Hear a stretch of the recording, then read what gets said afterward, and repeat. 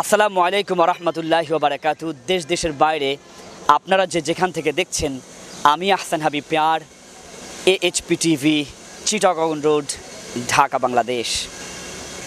আজকে আপনাদের সামনে এমন একজন ব্যক্তিকে হাজির করেছি যিনি ধর্মে হিন্দু, কিন্তু সে মানুষ। এ মানুষটি আমাদেরকে দেখতে পেয়ে ওনার ভাই এসে বলেছিলেন, আমার কাছে একজন ব্যক্তি আছেন যিনি হিন্দু ধর্মের, অসুস্থতার কারণে চিকিৎসা হচ্ছে না টাকার অভাবে। চলুন বন্ধুরা, আমরা এমন একজন ব্যক্তির সাথে কথা বলি।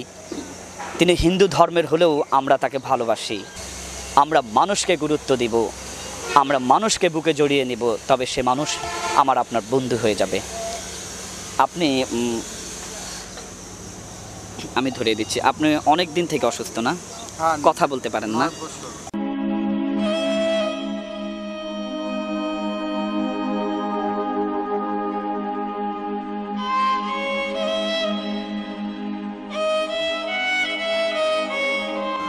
ওফ মালিক, হার্ট ব্লক হয়ে যাচ্ছিল আমার।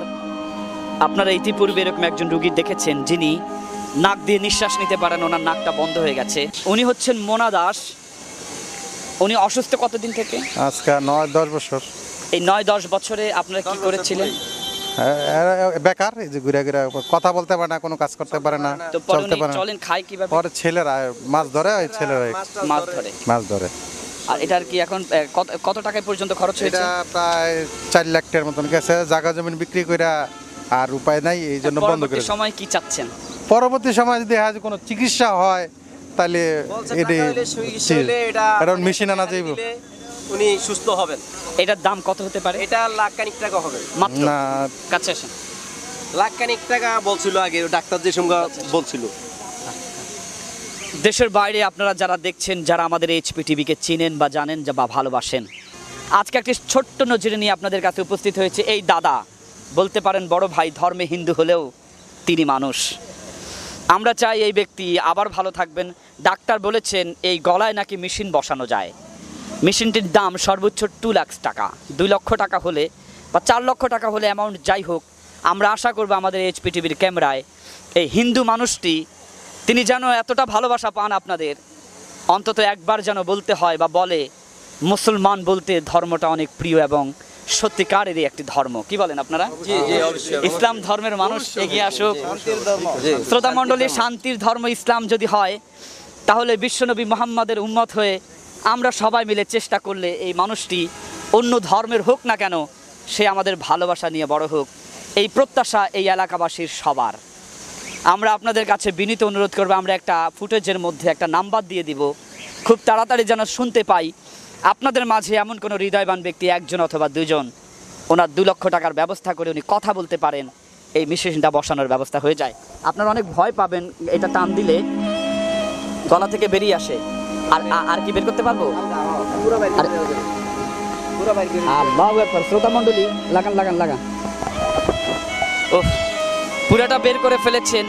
বড় অবাক হবেন, স্রষ্টা সৃষ্টি করেছেন আমাদেরকে কতটা ভালোভাবে। নিঃশ্বাস নিতে পারি, কথাও বলতে পারি, অথচ উনি নিঃশ্বাস নিতে পারছেন না, কথাও বলতে পারছেন না। বারবার একটি বিষয় আপনাদের সামনে নিয়ে আসছি, সেটা হচ্ছে উনি একজন হিন্দু ধর্মের মানুষ। আমরা বুকে জড়িয়ে নিয়েছি, আপনারাও বুকে জড়িয়ে নেবেন, এই প্রত্যাশা আপনাদের কাছে। শ্রোতা মণ্ডলী, চলেন আমরা ওনার ভাইয়ের নাম্বারটা আপনাদেরকে সরাসরি ফুটেজে দিয়ে দিচ্ছি। 01711 460 753। শ্রোতা মণ্ডলী, নাম্বারটা আপনাদের মনে রাখার জন্য আমরা আবার বলছি, 01711 460 753। والكاظمين الغيظ والعافين عن الناس والله يحب المحسنين। যারা রাগকে সম্বরণ করবে, রাগকে শান্ত করবে, আর যারা মুহসিন হবে, ক্ষমাশীল অথবা দানবীর, আল্লাহ বলেছেন তাদের 1000 পাপ মোচন করে দিবেন।